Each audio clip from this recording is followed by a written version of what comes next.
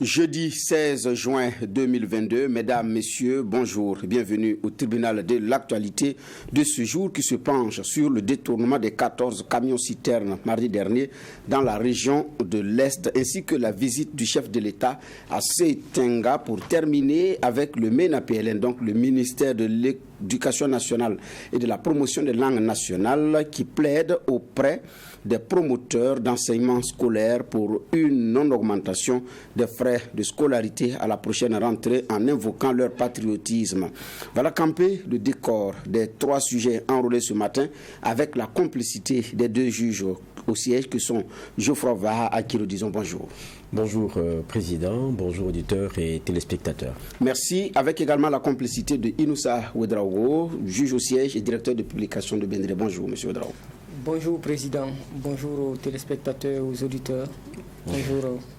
Merci, bonjour à vous deux. Encore une fois, bienvenue au tribunal de l'actualité de la radio Watt FM 100.7 et de la télévision True TV. Le code d'accès, c'est le numéro 254 pour la télé donc du Bouquet Canal+, et aussi sur la TNT du Burkina Faso. Les avant-propos nous situent sur le regard libre et indépendant des juges au siège vis-à-vis des sujets enrôlés, et c'est après cette virgule.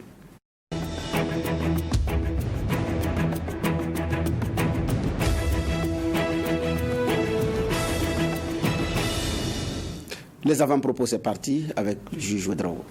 Merci, Président.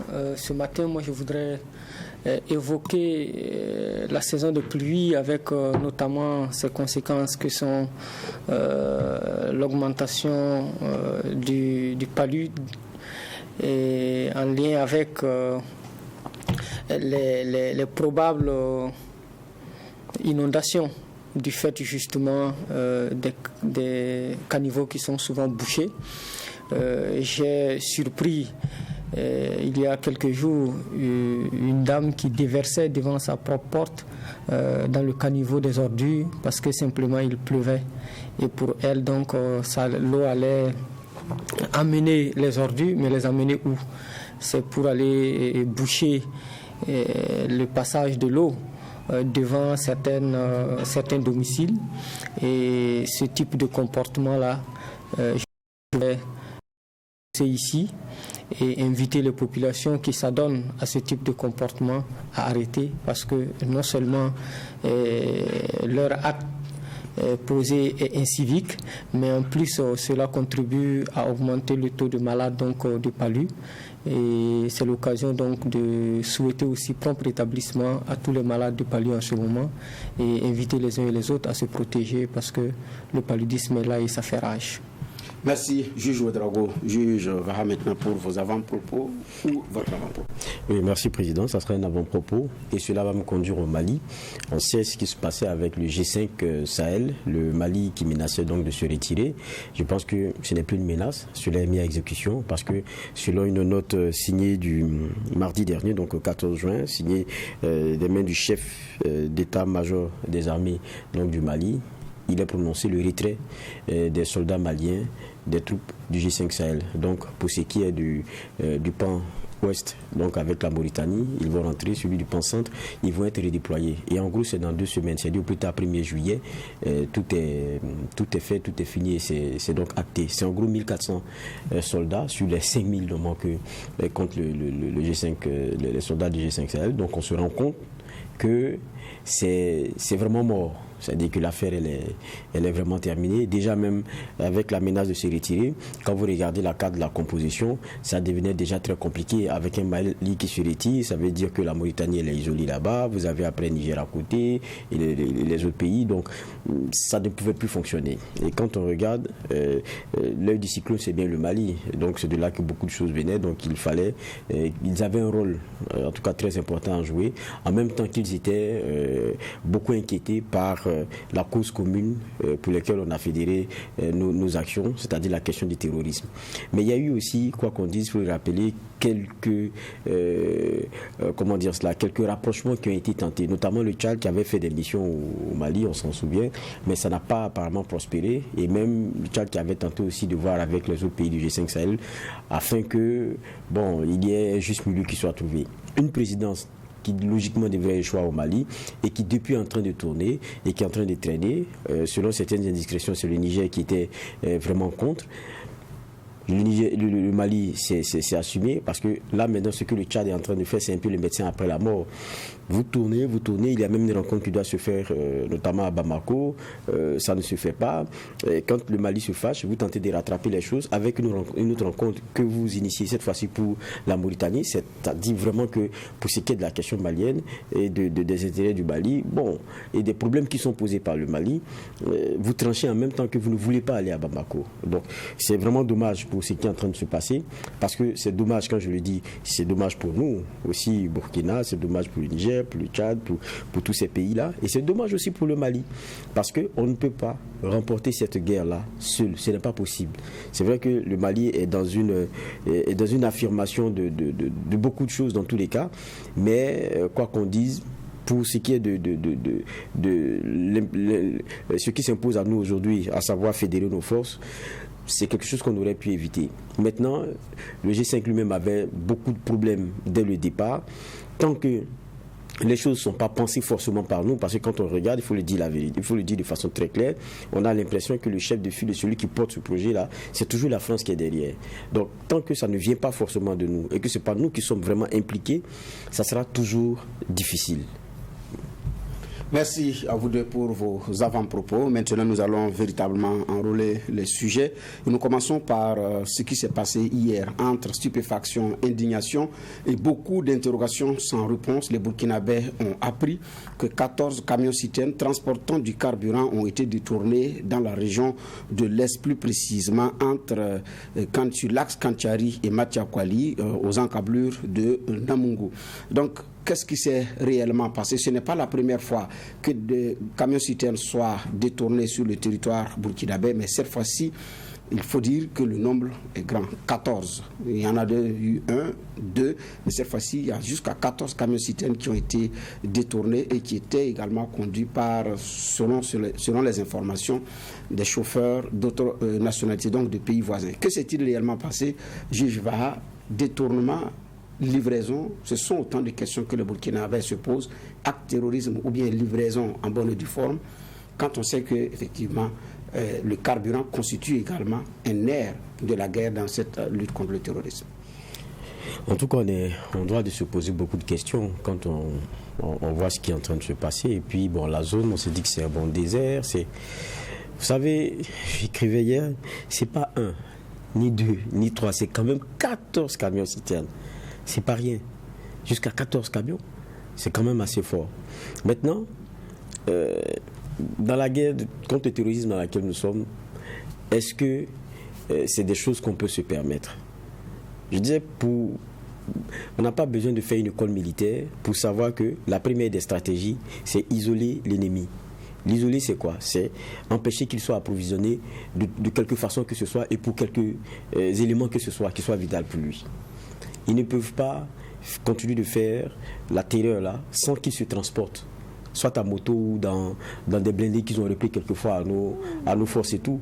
Tant qu'ils n'ont pas de carburant, leur rayon de nuisance il est très limité. Ça, moi, c'est un minimum. Donc on se dit, bon, déjà qu'on a vu qu'il y a déjà des camions-citernes qui avaient disparu, je pense que des mesures devraient logiquement être prises dans ce sens. Moi, quand j'ai appris ça hier,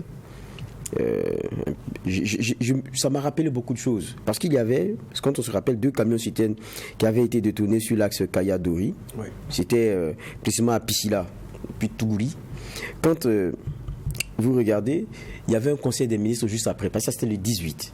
Le 20 avril, il y a eu un conseil des ministres, le porte-parole du gouvernement a été questionné là-dessus. Voilà ce qu'il disait. Il dit qu'il y a des circuits sécurisés où des convois groupés sont escortés par les forces de l'ordre. Mais vous allez trouver des individus qui vont sortir de ces canaux. On ne peut pas tout maîtriser en raison de l'immensité du réseau routier.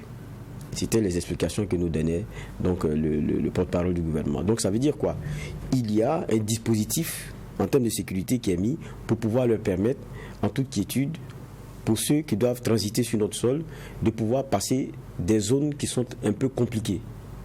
Mais là, quand on voit les témoignages que nous sont donnés, Ils disent que des hommes sont sortis et les ont obligés à se rendre dans la brousse. Des choses comme ça, en tout cas parlons de ceux qu'on a retrouvés à Kanchari, qui sont repartis vers la douane. C'est les explications qu'ils ont eu à donner. Je pense qu'il y a d'autres qui sont retournés vers, je sais pas, une autre ville. Le Niger. Voilà, ceux qui sont allés vers Kanchari, c'est les gars c'est ceux du Niger, je crois. Et puis il y a d'autres à Fada. Voilà. Les Maliens sont retournés à Fada. C'est un peu les explications qu'on a reçues. Mais il y a une question qui se pose. Pourquoi est-ce que vous n'attendez pas les cortèges sécurisés, l'escorte? Pourquoi est-ce qu'ils se risquent à aller dans des zones quand on connaît la réalité de ces lieux-là? Maintenant, bon, moi en même temps, il y a beaucoup d'éléments. On ne peut pas compter sur la bonne foi des gens avec la situation dans laquelle on est, parce qu'on ne sait pas qui transite chez nous. Au minimum, c'est que nous, on a l'obligation de veiller là-dessus. Et je rappelle encore que le 3 juin, juste après les 2 camions citernes qui avaient disparu et que le porte-parole du gouvernement a été interrogé là-dessus, il y avait notamment le commandant du centre des opérations du théâtre national, Yves Didier Bamouni, le lieutenant-colonel, qui, lorsqu'il avait été interrogé, disait que, parce que c'était d'ailleurs même lors d'un point de presse, il a dit que ses forces étaient engagées dans les opérations de recherche pendant que les enquêtes se mènent sur la nature criminelle ou non de ce type d'enlèvement. Et rappelant aussi que le ministère de l'administration territoriale donc travaillait avec une enquête là-dessus, retrouver les camions, voir qu'est-ce qu'il en est et comment est-ce que cela est arrivé. Et le colonel a rappelé qu'il y avait des mesures préventives qui sont en train d'être mises en place pour éviter que ces choses-là ne se répètent. Bon, maintenant ce n'est plus un camion citerne, ce n'est plus 2. Les mesures préventives là, ça prévient quoi? Mais il avait même évoqué à cette occasion que parfois c'est de l'incivisme, il y a des actes inciviques également qui sont posés. C'est bien. C'est bien. Mais les mesures préventives, là, c'est venu prévenir quoi? C'est pour qu'on ait 14 camions maintenant qui disparaissent? Ça sert des mesures préventives? Alors là, s'il y en a des mesures, je me demande, en tout cas, de quoi il s'agit. Et même l'enquête dont on nous parlait concernant les 2 camions, qu'est-ce qui est advenu? C'est la question. Est-ce que je me rappelle que je faisais des recherches là pour me dire, mais attendez, quand même les camions là, dans quel ordre on est?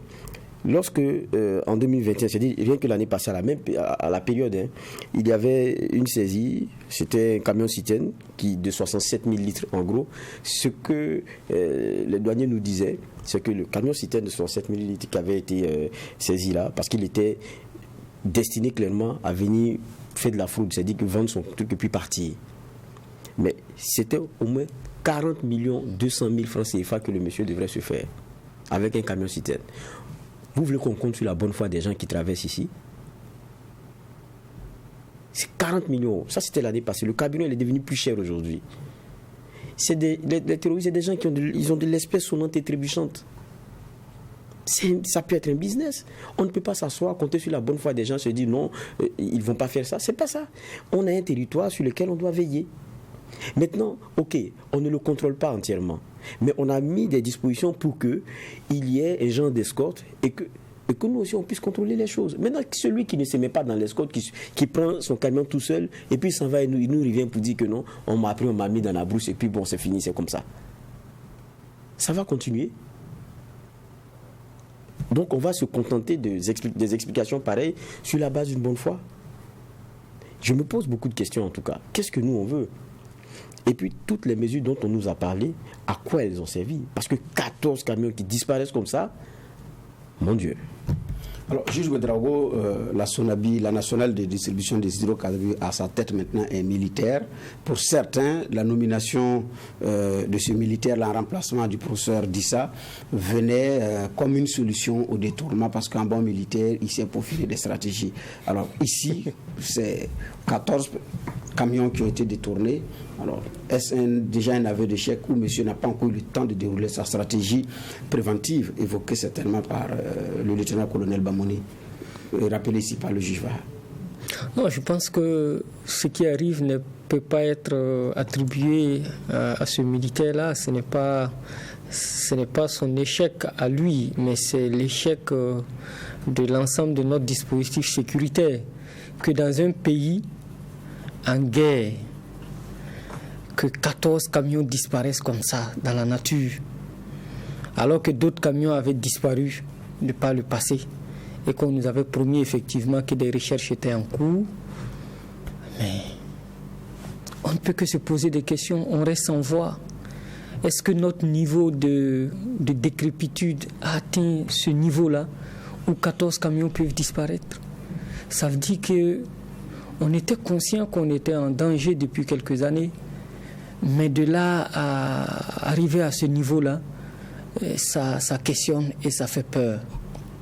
Et j'espère que nos autorités nous donneront des raisons qui vont au-delà de ce qui nous avait servi de par le passé et qui nous feront aussi le point des enquêtes qui avaient été entamées lorsque les premiers camions ont disparu. Parce que c'est un phénomène assez sérieux quand on sait que pour se mouvoir, les terroristes utilisent beaucoup ces carburants-là. Et quand on sait que nos autorités nous ont toujours indiqué qu'il y a des patrouilles qui étaient faites dans cette zone-là et que véritablement ils maîtrisaient la situation parce que l'armée aussi montait en puissance et qu'on entend ce genre d'informations, on ne peut que se poser des questions sans réponse. Pourquoi?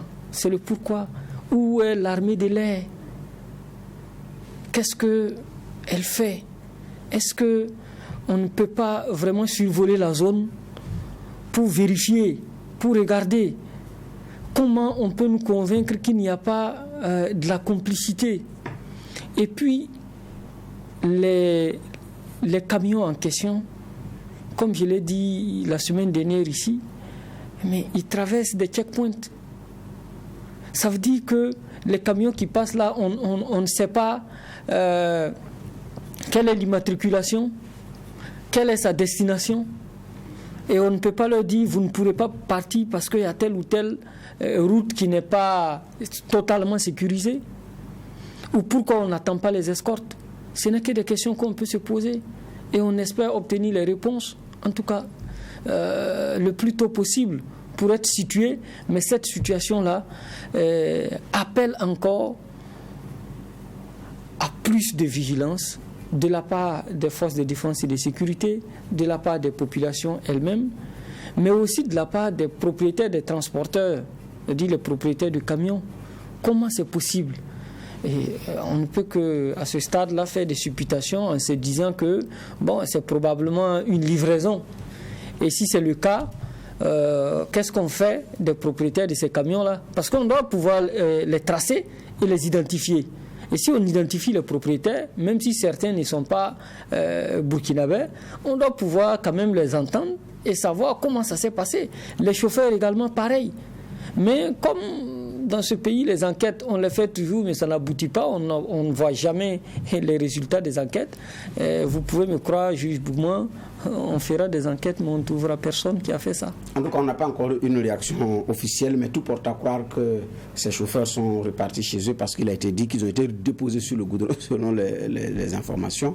Ceux du Niger ont pris leur direction, et ceux du Mali sont arrivés à Fada certainement pour chercher à rejoindre leur pays. C'est vrai que pour le moment, on n'a pas encore eu de réaction officielle, mais tout porte à croire que les chauffeurs sont repartis chez eux.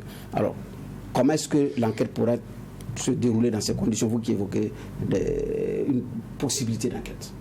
C'est les autorités qui promettent toujours les enquêtes. Chaque fois quand il y a ce genre de situation, ils promettent qu'ils vont mener des enquêtes, qu'il y aura des ratissages dans la zone. Mais 14 camions, quand même, c'est trop. Et je me dis que quand ce genre de choses arrive, on doit pouvoir actionner l'armée de l'air, même si nous n'avons pas suffisamment d'hélicoptères ou d'avions, mais en tout cas, je pense que quelque chose peut être fait. Parce que ça veut dire, je me dis qu'ils sont toujours sur le territoire, puisque à nos frontières, on a des postes, et que ces camions-là ne peuvent pas sortir du territoire. Ils sont toujours au Burkina. S'ils sont toujours au Burkina, nous avons 274 000 km². Mieux, c'est circonscrit dans une région donnée. On sait que c'est à l'est. C'est vrai que c'est une région qui est grande, Mais je ne sais pas comment ces camions-là vont rouler dans la brousse. C'est difficile. Donc ils ne pourront qu'emprunter des routes, des pistes connues. Donc en principe, nous devons pouvoir les traquer et les retrouver, s'il y a la volonté de le faire. Maintenant, s'il n'y a pas de volonté, évidemment, on n'y peut rien. Mais on espère que les enquêtes permettront de les retrouver pour une fois. Sinon, ça devient très inquiétant et à ce rythme-là, un jour on se lèvera et puis on apprendra qu'on a volé tout un village ou toute une région.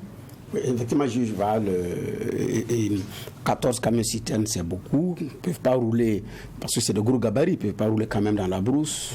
Il y a des pistes. Et c'est jusqu'à présent, c'est sans trace. La question qu'on se pose, c'est est-ce que nous maîtrisons cette partie d'ailleurs, ou il y a un problème de volonté? Il y a beaucoup d'éléments à prendre en compte. Et puis dans votre question, il y a beaucoup de paramètres. Vous posiez la question de la Sonabi. Moi, je me suis renseigné.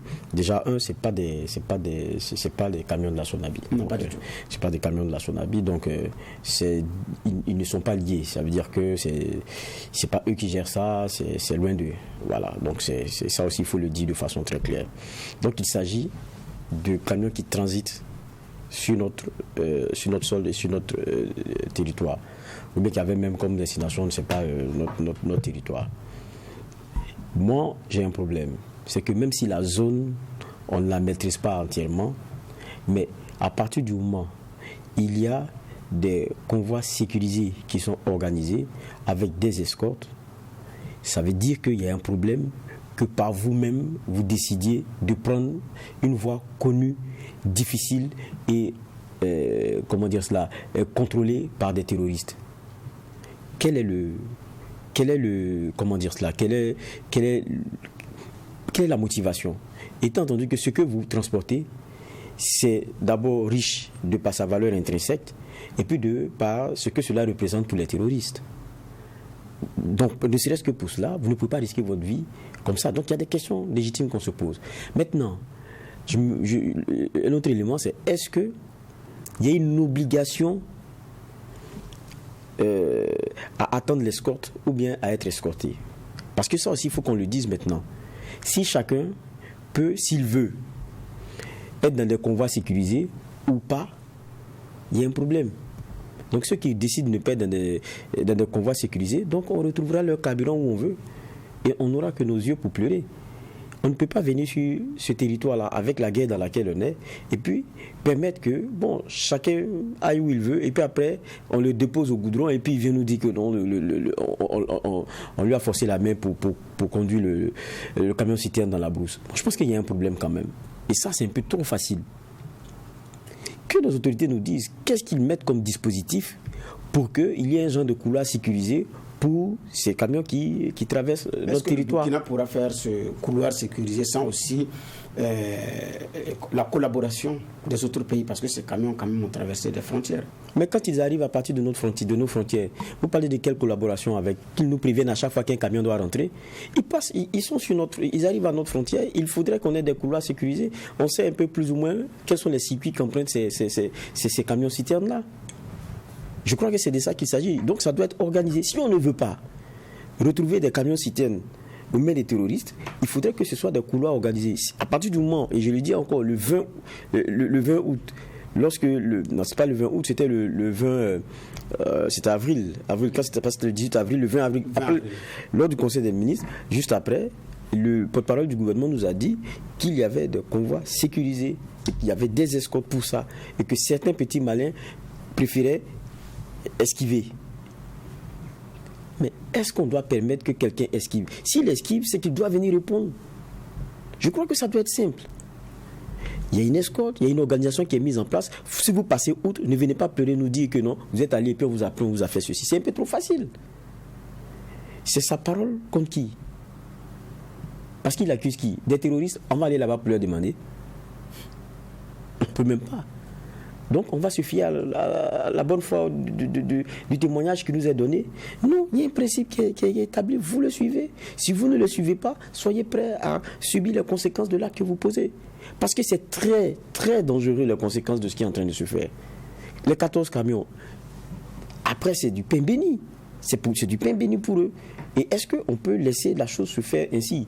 Maintenant, quand même on nous parle de la question du réseau qui est très dense, donc c'est un peu compliqué, mais dites-moi, le Burkina, c'est combien de kilomètres carrés? Laissons la partie même, à problème. On a 274. Le Mali, plus d'1,2 million. Eux, ils vont dire quoi? Le Niger, plus d'1,2 million. Ils vont dire quoi? Donc ça, c'est un prétexte. On va s'asseoir pour dire non, mais attendez. Soit on est en guerre, soit on ne l'est pas. Et je dis, il y a un minimum.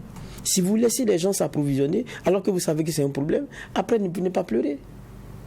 Il y a un minimum. Il faut coincer les choses à ce niveau-là. Si vous avez mis un dispositif, il faut que tout le monde s'en tienne à ça. Celui qui en sort doit répondre. Je crois que c'est aussi simple. Sinon, ils ne viennent pas, on donne des explications qu'on veut à la douane ou bien un poste, et puis c'est fini, c'est informatif, et puis on se lève, on s'en va. Mais ils vont venir livrer à chaque fois. Je pense que ça, c'est un problème à prendre à bras le corps. Merci pour vos avis sur déjà ce premier sujet. Vous êtes à l'émission Le Tribunal de l'actualité de la radio Watt FM et de la télévision True TV. Nous poursuivons avec le deuxième sujet enrôlé ce matin. Le chef de l'État était hier à Sétenga pour apporter réconfort aux habitants des lieux. Dans la foulée, on informe que 7 autres nouveaux corps ont été découverts, portant maintenant le nombre à 86 morts après l'attaque terroriste qui avait déjà donné un bilan officiel de 79 morts. Alors, Inoussa Ouedraogo, le chef de l'État, était à Sétenga hier. Quand on a entendu que le Conseil des ministres a été reporté, l'on se posait des questions avant de se rendre compte que le chef de l'État a atterri à Sétenga, certainement pour prendre le pouls de la situation. Alors, après ça, normalement, que devons-nous nous attendre? Ou bien, à quoi devons-nous nous attendre? C'est déjà bien que le chef de l'État se soit déplacé et pour aller constater de visu, comme il l'a dit, la situation et soutenir les populations victimes de cette attaque-là. C'est une bonne chose, même si ça arrive en retard, parce que quand même, il aurait pu aller lundi, il aurait pu aller mardi, mais comme il n'est jamais tard pour bien faire, c'est une bonne chose et je voudrais saluer cela. Est-ce que cela va permettre effectivement que cette zone-là soit mieux sécurisée? C'est l'idéal, parce qu'assez souvent nos autorités arrivent dans la zone avec une cohorte de militaires, de gendarmes ou de policiers, en tout cas très bien équipés, surarmés, pour permettre au chef de l'État de rendre visite à ces personnes-là. Mais juste après, quand ils repartent, les populations sont à nouveau laissées à elles-mêmes, malheureusement. On espère que la cohorte de militaires qui ont accompagné en tout cas le chef de l'État vont rester véritablement pour protéger les populations, non seulement dans cette zone-là, mais aussi dans les localités environnantes qui sont certainement aussi menacées. Moi, j'étais surpris de voir que le Conseil des ministres soit reporté à la semaine prochaine, a-t-on dit. On n'avait pas donné des raisons, en tout cas valables. Mais quand on a vu le chef de l'État effectivement à Sétenga, on s'est dit que c'était l'une des raisons probables pour lesquelles justement le Conseil des ministres a été reporté. Mais il faut constater, Monsieur le Président, que depuis quelques années, on a désacralisé le Conseil des ministres. Ce n'est plus un rendez-vous hautement symbolique où il faut discuter des problèmes et des préoccupations du pays. Depuis Roch-Marc Christian Kaboré, on reporte le Conseil des ministres comme on veut. Vraiment, ça n'est rien comprendre. Mais qu'il y ait cette attaque d'une envergure pratiquement jamais inégalée dans notre pays et que nos autorités ne se réunissent pas en urgence pour discuter du problème, moi je m'interroge. Comment et pourquoi on nous attaque? On parle de centaines de morts. On en a 80 environ, semble-t-il, aujourd'hui. 86 pour être précis. Et jusque-là, il n'y a pas eu de conseil des ministres extraordinaire, il n'y a pas eu de conseil de guerre, il n'y a rien eu. C'est juste le porte-parole du gouvernement qui nous donne les chiffres, et puis le président qui rend visite aux victimes, aux parents des victimes quelques jours après. Bon, où on est? Pour moi, il aurait fallu soit aller en urgence à Seitenga le lendemain ou le surlendemain pour constater les faits et prendre des mesures, ou en tout cas on se réunit d'abord en urgence. Ça veut dire que l'attaque a eu lieu dans la nuit du samedi à dimanche. Si dimanche vous ne pouvez pas réunir un conseil des ministres extraordinaire, dès le lundi il faut réunir un conseil des ministres extraordinaire pour prendre des mesures à la fois sécuritaires, des mesures humanitaires. Mais on ne sent pas l'empressement. Et je me demande à ce rythme-là, si on est vraiment en guerre, si on a pris conscience qu'il y a urgence à agir vite. Et si la rencontre, la visite d'hier devrait pouvoir contribuer à la prise des mesures fortes dont vous parlez? Non. Je ne pense pas qu'il y ait forcément un lien. On n'a pas besoin, il y a des moments où on a eu des attaques, on n'a pas eu besoin d'aller sur le théâtre, puisque le gouvernement a envoyé ses représentants, notamment des militaires, pour constater. Et j'imagine qu'un rapport a été fait. On n'a pas forcément besoin que le président se déplace jusque-là avant de tenir un conseil des ministres. Sinon, si c'était le cas, on aurait pu faire le conseil des ministres aujourd'hui, par exemple, au regard de l'urgence, parce qu'il est revenu de Seitenga hier, le conseil des ministres aurait pu être fait aujourd'hui. Est-ce que le voyage du chef de l'État à Seitenga peut expliquer qu'on reporte véritablement le conseil des ministres dans une situation d'urgence où il fallait même le jour J, si c'était possible, réunir en tout cas les ministres qui sont disponibles, qui sont à Ouagadougou, pour faire au moins le point de la situation et prendre des mesures. En tout cas, moi je rêve de ce type de gouvernement-là, qui dès qu'il y a problème, qu'il puisse se réunir, prendre des décisions, donner des orientations, afin que on ait le sentiment au moins qu'il y a du travail qui est fait. Mais quand 4 jours après, il n'y a rien eu, moi je m'interroge. Sinon, un conseil des ministres extraordinaire aurait été utile dans cette situation. Mais dans tous les cas, c'est eux qui décident, c'est eux qui jugent du bon tempo pour se réunir. Mais moi je pense que le caractère débonnaire, le manque de diligence dans la gestion de ce type de crise-là peut nous coûter très cher. Okay. Alors, juge Vaha, il y a maintenant 86 morts officiels. Les recherches se poursuivent, mais en même temps aussi, le nombre de déplacés augmente du côté de Dori, parce que Dori, c'est pratiquement à quelques 45 km également de Seitenga. Ce n'est pas Seitenga seul qui se vire pour aller à Dori, à d'autres localités. Mais en même temps, il y a cette réponse humanitaire également à donner et à mobiliser pour Dori, qui commence à accueillir beaucoup de déplacés internes maintenant. Oui, c'est clair. Si ma mémoire est bonne, les chiffres qu'on donnait, c'était quoi? On parlait d'une localité qui compte aujourd'hui 60 000, je pense, déplacés internes. Ça, c'est vraiment fort. Et quand on voit aujourd'hui, pour ce qui est de la dernière situation, le nombre de villages de provenance est 23 et on a combien en termes de déplacés internes? Le dernier point fait état de 14 256 personnes qui sont venues. Ça, il faut les gérer. Et ce n'est pas simple. C'est vrai qu'on a entendu le président dans son adresse aux victimes là dire qu'ils vont travailler à ce qu'il y ait une réinstallation très rapidement. Je dis ce qui est intéressant, ce qui est bien, mais en la matière, on sait un peu comment ça fonctionne. Vous savez, la question de la peur, elle est moins raison, mais plus sentiment.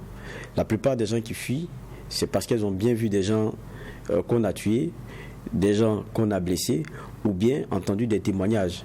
Et ça, on n'enlève pas ça du jour au lendemain de la tête de quelqu'un parce que juste vous avez dit que vous allez les réinstaller et tout.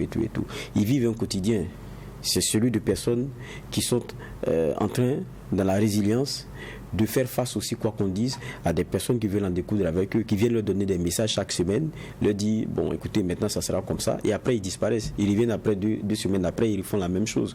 Donc, c'est un peu dans ce contexte-là assez complexes qu'ils sont. Et donc, ce qu'il faut penser ici et maintenant, c'est comment s'occuper de ce trou plein de personnes qui arrivent à Dori. Et quand on écoute les témoignages, ce n'est vraiment pas si simple. On a eu le représentant local du MBDHP qui, aux premières heures, lorsque nous faisions notre session d'information de 20h, nous partageait la réalité. Il a dit qu'il n'y avait pas vraiment de structure bien organisée pour s'occuper de ces gens qui venaient en masse. Et c'était vraiment compliqué. Et qu'ils étaient dans l'urgence. Et quand ils le regardent, c'est comment manger, comment les vêtir, c'est vraiment compliqué. Et maintenant, aujourd'hui, on espère qu'il y a de bonnes réponses qui, au fur et à mesure, sont en train d'être données. Et on sait qu'en la matière, notre assistanat n'est jamais vraiment bon. On n'a qu'à se dire la vérité. Il ne fait même pas bon d'être déplacé interne. Ça, c'est même dans le principe premier. Mais les conditions même dans lesquelles ces personnes-là sont, ce ne sont pas du tout enviables. Donc, il faut travailler très vite à ce que cela change. La dernière fois, je disais, il faut aussi penser peut-être plus structurel. Étant entendu que les déplacés, ça augmente, on est à 10% de notre population qui est déplacée interne, on est dans le cap des 2 millions. Est-ce que on va rester toujours dans cet assistanat-là, ou bien on va permettre à ceux qui le peuvent et qui le veulent, des dynamiques qui leur permettent d'avoir une certaine humanité en se prenant en charge, en travaillant, parce qu'il y en a qui ont des domaines d'activité, il y en a qui avaient des activités dans lesquelles ils veulent continuer. Il y en avait qui étaient commerçants, qui étaient ceci ou cela. On peut trouver des lignes, on peut créer quelque chose. Ça ne peut pas être des déplacés internes pendant 2 ans, 3 ans, 4 ans, tout le temps que durera la crise. Il faut les aider à repartir dans leur vie d'abord, pas forcément chez eux, mais déjà dans leur vie. C'est important ça, humaniser la chose. Et ça doit être réfléchi. Maintenant, pour revenir même à la visite qu'on a eue, parce que je n'ai pas donné mon avis là-dessus, c'est déjà bon qu'un président vienne personnellement rencontrer ces populations qui sont meurtries et donner le message qu'il a donné. C'est rassurant et c'est vraiment un bon point. En Afrique, quand quelqu'un vient vous soutenir, c'est d'abord d'apprécier cela et d'apprécier la dynamique. Mais le premier soutien dont ces populations ont besoin là, c'est d'être en sécurité. La preuve, le président lui-même, quand il s'est déplacé, vous voyez ce qui est autour de lui. C'est ça. Ils ont besoin de ça, de sentir ces hommes-là, d'être vraiment en sécurité. Et c'est ce que la plupart des Burkinabés demandent aujourd'hui, et c'est ce dont ils ont besoin. Que le discours premier qu'on a eu avec la niaque qui était donné et partagé là, qu'on le sente sur le terrain. C'est de ça aussi qu'il s'agit aujourd'hui. Chaque fois, c'est deuil national, chaque fois, c'est des morts qu'on compte. Ça, c'est un peu compliqué. C'est vraiment difficile dans cette atmosphère-là de continuer à évoluer ainsi. Donc, c'est vraiment préoccupant pour tout le monde.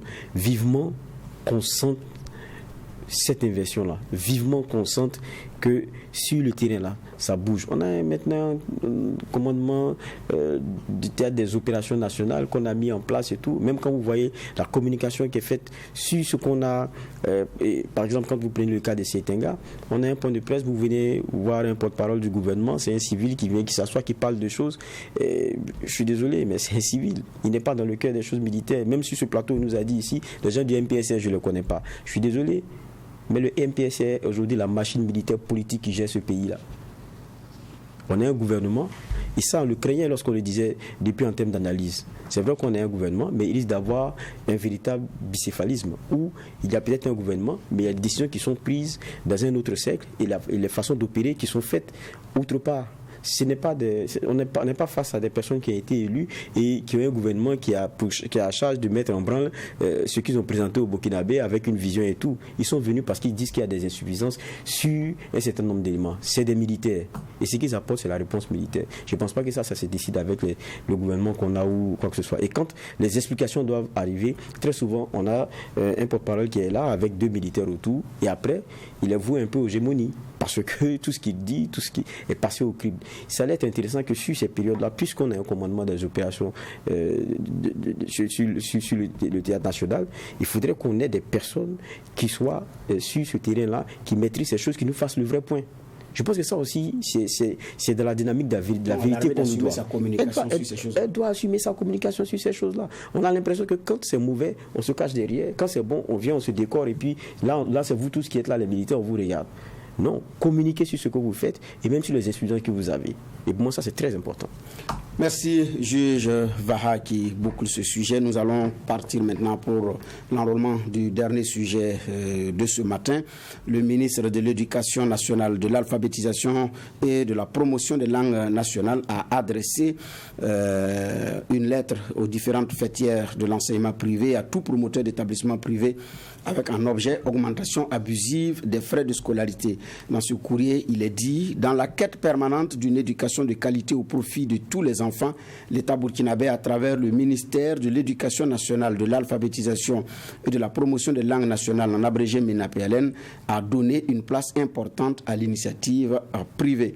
Dans cette optique, les textes réglementaires ont été pris et des conventions d'éducation signées avec les fêtières et les promoteurs. Donc le ministère a en outre rappelé qu'il y a eu une pression énorme sur les établissements publics et privés compte tenu également du grand flux des élèves déplacés internes, mais a rappelé que le fonctionnement de vos différents établissements favorise la scolarisation d'une portion importante d'enfants de notre pays en leur garantissant l'accès et la qualité.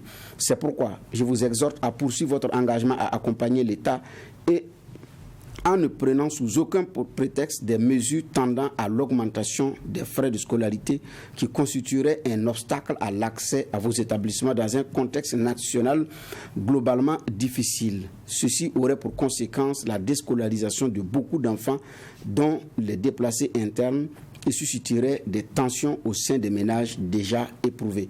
Et donc, le ministre Bilgo a terminé en disant: je sais compter sur votre sens élevé du patriotisme afin que chacun dans son domaine d'activité travaille à alléger la souffrance de tous pour une sortie diligente de cette crise, surtout sécuritaire. Alors, c'est une lettre qui est adressée aux concernés, parce qu'effectivement, je suis sûr qu'il risque d'avoir augmentation abusive des frais de scolarité. En tout cas, augmentation abusive ou pas, il semblerait qu'il risque d'avoir augmentation des frais de scolarité. Alors, comme tout augmente au niveau du Burkina, est-ce qu'on pourrait dire que c'est une suite logique, même si c'est un filet social grandeur nature? Bon, ça c'est épineux, hein, parce que la cherté de notre vie est, et quoi qu'on dise, l'évolution des choses dans lesquelles nous sommes, vous vous rendez compte qu'il y a en tout cas, je ne dis pas des excuses, il y a toutes les justifications possibles pour pouvoir tenir compte d'un certain nombre d'éléments pour augmenter. Aujourd'hui, vous avez des difficultés en termes d'arguments pour dire à quelqu'un: vous ne pouvez pas augmenter. La preuve, on a discuté sur la question du pain. On nous a dit non, ça n'a pas augmenté. Mais dites-moi, c'est quoi une augmentation? C'est un caractère ratio. Ce qu'ils nous vendent, c'est au grammage. Quand vous leur permettez de diminuer le grammage, c'est que vous avez augmenté le prix. Parce que c'est illusoire. C'est comme... le maintien n'est qu'illusion.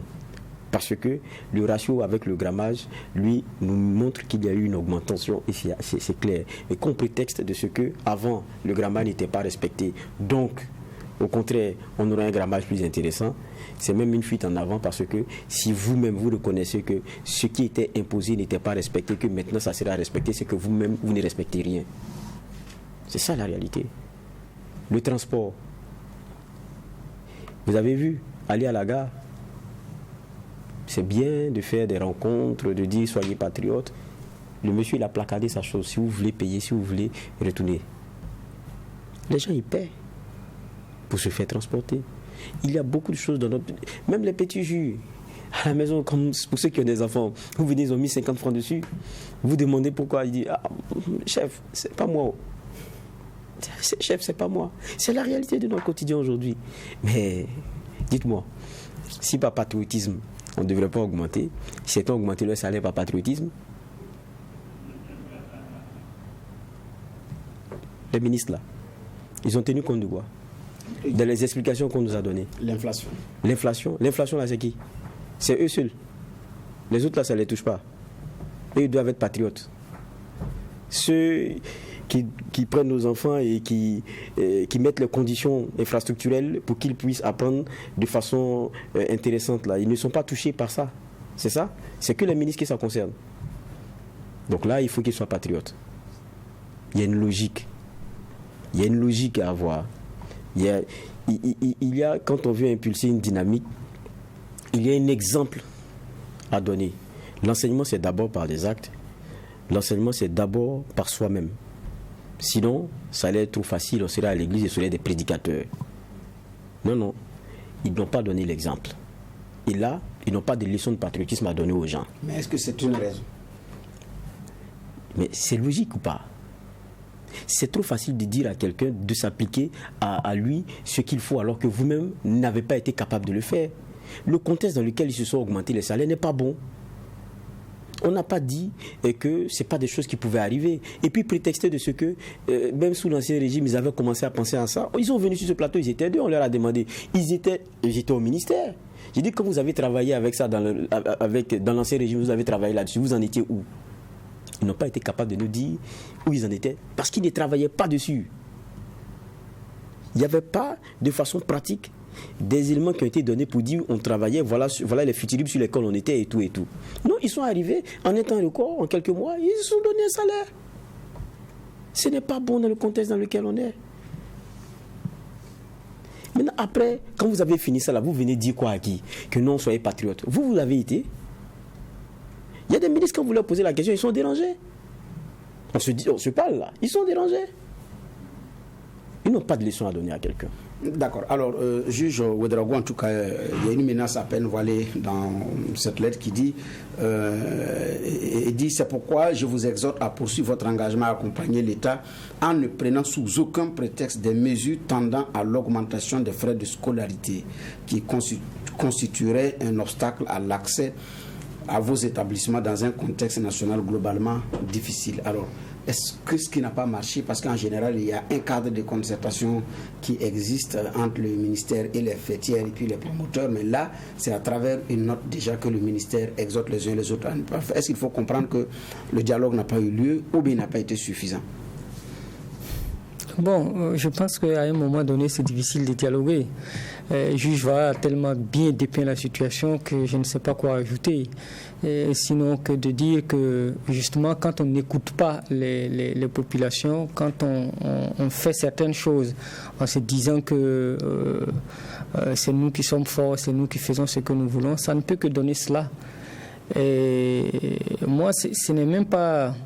Je vais aller dans le sens du juge Vaha pour dire que ce n'est même pas le fait qu'ils aient augmenté le salaire le problème, mais que les gens se plaignent et qu'ils ne disent rien. Comme je l'avais dit la dernière fois, c'est du genre le chien aboie, la caravane passe. C'est ça qui est frustrant. Rappelons-nous que lorsque... Alors que les explications ont été données, le secrétaire général du gouvernement et du conseil des ministres a expliqué clairement que c'est compte tenu de l'inflation. Ceux de la solde qui sont venus ici ont dit c'est compte tenu des grilles indemnitaires et des grilles des coefficients. Mais monsieur le président, monsieur le président, est-ce que vous croyez que ça c'est des explications valables? Non, le problème ce n'est pas les explications. Mais même les voleurs, les gens qu'on attrape pour détournement, pour corruption et autres là, il y a toujours une explication. Tu as peut-être un parent malade et tu es obligé d'aller puiser dans la caisse pour résoudre ce problème. C'est une raison. Il y a d'autres qui détournent parce qu'ils veulent construire des villas. Ce sont des raisons qui peuvent tenir. Le problème n'est pas l'explication. Comme je l'ai dit, vous pouvez trébucher, vous pouvez tomber. On peut vous comprendre. Mais quand vous êtes couché là-bas, vous refusez de vous relever sous prétexte que vous êtes tombé, mais tout le monde va tomber avec vous. C'est de ça qu'il s'agit. On a vu en 2014, après l'insurrection populaire, les députés qui sont arrivés au CNT, quand ils ont voulu continuer avec les salaires et qu'ils ont justifié que non, ils sont venus trouver ça comme ça, il fallait qu'ils continuent avec. Mais la pression populaire les a amenés à réduire ça rapidement, même s'ils ne sont pas descendus plus bas que ce qu'on nous demandait. C'est de ça qu'il s'agit. Mais quand vous augmentez, et que là, vraiment, je n'ai pas vu des forces sociales organisées qui ont remis en cause, et qui n'ont pas remis en cause, en fait, ce salaire-là. Mais qu'est-ce que le gouvernement a fait? Ils ont continué à avancer. Vous pouvez crier comme vous voulez, mais nous allons avancer.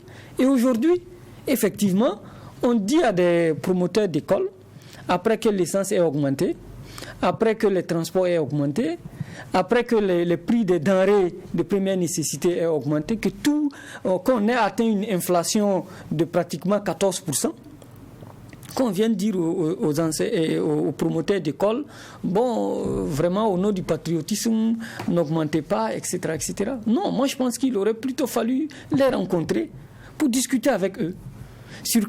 Face à tout ça, qu'est-ce qu'on fait pour amortir les coûts? Comment l'État peut vous accompagner pour que vous contribuiez à soulager les populations? Et ça pose un autre problème de fond, qui est la question de la libéralisation de l'école.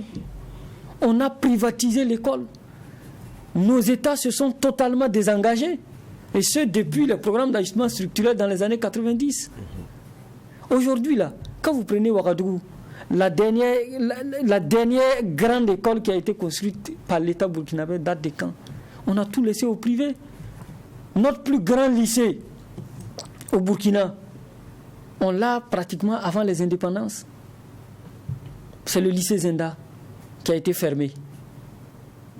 Ça veut dire qu'après 62 ans d'indépendance, on n'a pas pu construire un lycée plus grand que ce que nous avons hérité de la période coloniale.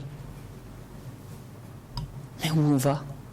Donc quand vous n'investissez pas dans les secteurs sociaux de base, comme l'éducation, comme la santé, évidemment, vous serez obligé de courir en tant qu'État derrière des individus pour négocier qu'ils n'augmentent pas les frais de scolarité.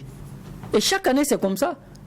Depuis une dizaine d'années, chaque année, à la rentrée, c'est un véritable casse-tête pour les parents. Parce que quand tu vas arriver, on va te dire cette année, les frais de scolarité ont augmenté. Mais si dans les années passées, on augmentait même sans qu'il n'y ait cette situation d'inflation, ce n'est pas aujourd'hui où il y a inflation, où tout le monde a augmenté, que les ministres même ont augmenté leur salaire, là, qu'on ne va pas augmenter. Je suis même surpris, et c'est une bonne chose, de voir que jusque-là, nos structures syndicales ne soient pas descendues dans la rue pour demander eux aussi des augmentations de salaire. Parce que le régime Kaboré avait commis la même erreur. Dès qu'ils sont arrivés, ils ont augmenté les salaires des magistrats. Et on a vu tout de suite la déferlante dans les rues, chacun demandant sa part. Donc si nos ministres ont commencé par se servir d'abord avant de commencer le travail, évidemment, il ne faut pas être surpris que les chefs d'établissement augmentent. Mais cela dit, il faut ouvrir le dialogue, la discussion avec eux. Je pense qu'eux aussi sont conscients de la situation nationale. Et je suis persuadé que s'ils peuvent ne pas augmenter, ils le feront. Mais comme aujourd'hui, le principal Dieu, c'est l'argent, il faut s'attendre à tout. Alors, dernière question, juge Vaha. Il fut un temps où, au niveau du Burkina Faso, les frais de scolarité des établissements publics étaient plafonnés.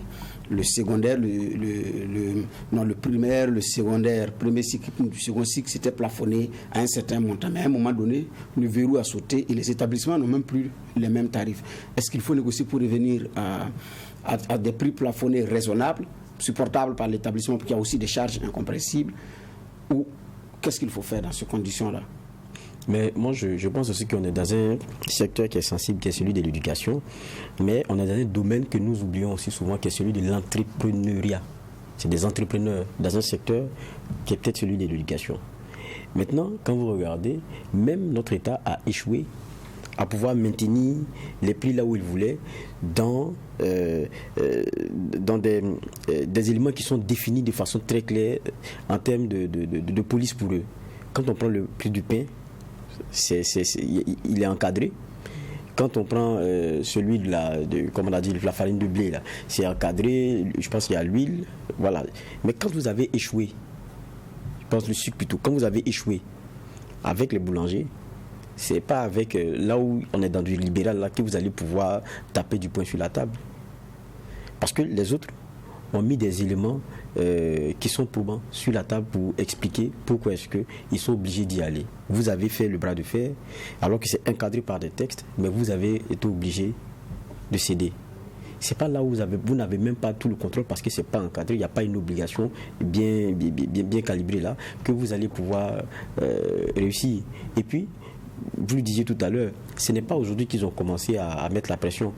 Et puis quand on connaît un peu les écoles, il y a quelquefois, ici vous allez, il y a ce que vous pouvez payer, vous retrouverez dans une autre école, c'est 3-4 fois plus. C'est vous qui cherchez votre argent pour aller inscrire vos enfants. Des fois, c'est la réalité aussi à laquelle on est en train de faire face. Mais ça, et pour les jeunes, ce qu'il nous a dit tout à l'heure, c'est parce que on n'a pas maîtrisé l'évolution de la demande en matière d'éducation et on n'a pas pu faire suivre avec nos politiques l'offre infrastructurelle qu'il faut, avec évidemment les hommes pour dispenser ces choses-là. Donc, on n'est plus de coup où il y a un privé qui vient soulager un État là où il devrait être de façon pleine et entière. Et c'est ce que ça donne aujourd'hui, on est obligé de négocier. Merci à Alphonse Déduit à la radio qui nous a accompagnés, à Césaire Kafando et à toute son équipe à la télévision. Ce sont là les chefs des équipes techniques radio et télé qui ont accompagné cette émission.